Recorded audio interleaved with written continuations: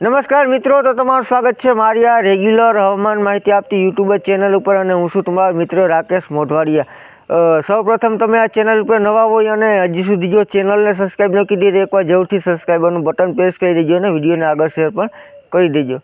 તો આપણે આગળ અપડેટ આપેલી હતી તેમાં આપણે થોડા ઘણા ખોટા રહ્યા, કેમ કે જે સ્થિતિનું નિર્માણ થવાનું હતું તે સ્થિતિ આપણે જોવા મળી નહીં, જેમાં આપણે કચ્છ ઉપરથી સિસ્ટમ પસાર થાય અથવા ત્યારબાદ આપણે સર્ક્યુલેશન ગુજરાતમાં આવે એવું આપણે શક્યતાઓ લાગતી હતી, જેના હિસાબે આપણે અપડેટો નાખી હતી। પણ આવી સ્થિતિ આપણે સૂકા પવનોનું જોર વધુ રહ્યું એટલે આવી સ્થિતિનું નિર્માણ થયું નહીં, અને જે આપણે આગળ વરસાદના રાઉન્ડની અપડેટ આપી હતી તેમાં આપણે થોડા ઘણા ખોટા પણ રહ્યા છે, અને આ હકીકત વસ્તુ છે કે એ આગાહી આપણી થોડીક ખોટી પડી છે। જે આપણે રાજસ્થાન તરફથી સર્ક્યુલેશન આવે તેવી શક્યતાઓ લાગી હતી તે એકદમ આપણી આગાહી ખોટી પડી।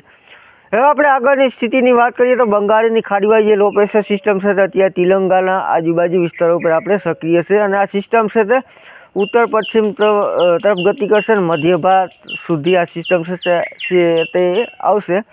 આ સિસ્ટમ છે તે સીધી રીતે ગુજરાત ઉપર આવવાની નથી, પણ કદાચ આવનાર 2-3 દિવસ આપણે આ ટ્રફ છે તે લંબાઈ શકે છે, અને આના હિસાબે આપણે આવતા 2-3 દિવસ સુધી વરસાદની ગતિવિધિમાં ફરી રાજ્યમાં એક વધારો છે તે જોવા મળી શકે છે। હળવો મધ્યમ ઘણા વિસ્તારોમાં રેણા ઝાપટામાં વધારો થાય તો હળવો મધ્યમ સુધી જે 29, 30 અને 31 તારીખ છે આ તારીખોમાં આપણે વરસાદની ગતિવિધિમાં એક વધારો જોવા મળી શકે છે। જોકે મોડલો વરસાદ નથી બતાવતા, પણ ટ્રફનું કંઈ નક્કી નહીં, ટ્રફ ગમે ત્યારે ન બતાવતા હોય ને ભૂકા પણ કાઢી નાખે, પણ કેવી અસર કરે આ ટ્રફ તે આગળ આપણે જોઈએ।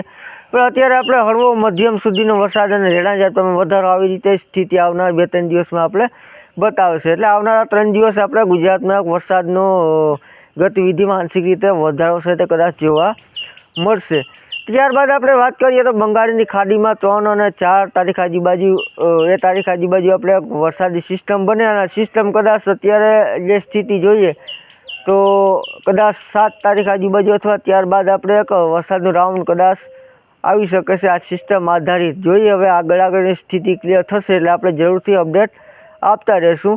જોકે આપણે કદાચ શક્યતાઓ સારી જ લાગી રહી છે કે આ સિસ્ટમથી કદાચ ગુજરાતમાં 7 તારીખ બાદ આપણે વરસાદનું રાઉન્ડ જોવા મળે, પણ ત્યાં સુધી આવી સ્થિતિ રહેશે, કોઈ મોટો વરસાદ કદાચ ના જોવા મળી શકે, પણ આવનારા 3 દિવસમાં આપણે એક છૂટો છવાયો વરસાદનો રાઉન્ડ પણ ગણી શકાય। કદાચ કેટલા વિસ્તારોમાં પડે અને ટ્રફ કેવી અસર કરે તે આપણે જોઈએ, પણ અત્યારે આપણે એવું લાગી રહ્યું છે કે કદાચ વરસાદની ગતિવિધિમાં સારો એવો વધારો થશે 29, 30 અને 31 તારીખ આજુબાજુ।